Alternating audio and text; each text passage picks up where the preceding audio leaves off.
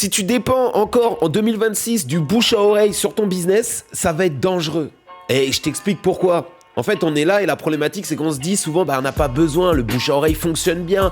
Et c'est quelque chose que moi, j'ai toujours fonctionné en bouche à oreille, donc je vois pas pourquoi je m'amuserais à faire de la com ou faire des choses autres que ça si le bouche à oreille fonctionne. Et attention, ça veut pas dire, dans ce que je vais te dire là, que ça veut dire que tu travailles mal ou je ne sais quoi. Non, complètement l'inverse. C'est juste que tu comprennes qu'au final, c'est ce qui va permettre de te sauver les miches, en quelque sorte. Parce que ce qui est bien, le bouche à oreille, c'est que t'as rien à faire, c'est que ça marche comme ça parce que tu as des compétences, parce que ça arrive vers toi et c'est une bonne chose, c'est ok. Ouais, c'est ok, sauf que quand t'as une période un peu plus basse, comment ça se passe? Tout repose sur tes épaules. Et ça, cette période basse, une fois ça arrive, deux fois ça arrive. Et il y en a certains, ça a toujours baissé et ils n'ont jamais pu remonter la tête de l'eau. Pourtant, ils se disent qu'ils ont tout fait. Et Dieu sait qu'il y en a que j'ai accompagnés où c'était un peu le cas. Ou quand on leur a mis un système pour que ça remonte plus facilement. Et là, ils se sont dit, ah oui, c'est vrai, mais ça, j'y pensais, mais j'ai pas eu le temps. Puis tu sais, on est vite dans notre truc et machin. Et la vérité, c'est qu'au début, eux, ils faisaient tout simplement confiance au bouche-oreille, point barre.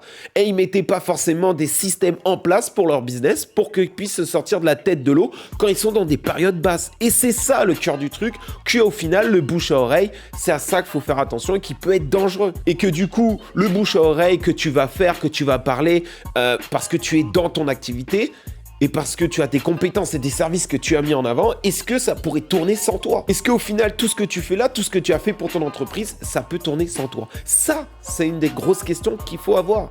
Parce que sinon, ça risque d'être aussi compliqué. Qu'il va falloir mettre des systèmes en place qui permettent justement de faire face à ces baisses que tu peux avoir dans ton business. Alors parfois, il y a des baisses qui sont complètement logiques, mais il y en a des fois, c'est pas trop logique. Et que parce qu'il y a des concurrents à toi qui se bougent un petit peu plus, ou en tout cas, même sans se bouger plus, qui ont des compétences, on va dire, dans le monde un peu digital. Et en faisant ça, ça suffit pour pouvoir prendre le dessus. Et il y en a, je te garantis, et je pense que tu en connais, qui n'ont même pas tes capacités et qui pourtant sont blindés de clients. On peut aller vachement plus profondément dans d'autres vidéos, mais sache que si tu doutes, si tu te dis, bon, est-ce qu'il faut que je me sorte un peu des petits digitales, même si j'ai pas envie? La question, c'est un grand oui. Tu veux quelque chose d'encore plus précis ou autre, dis-le moi dans les commentaires, comme ça me permettra de m'aiguiller et t'aiguiller au maximum par rapport à mes compétences et mes connaissances où j'accompagne tous les jours des entreprises. Ciao, et même mes propres entreprises. Ciao.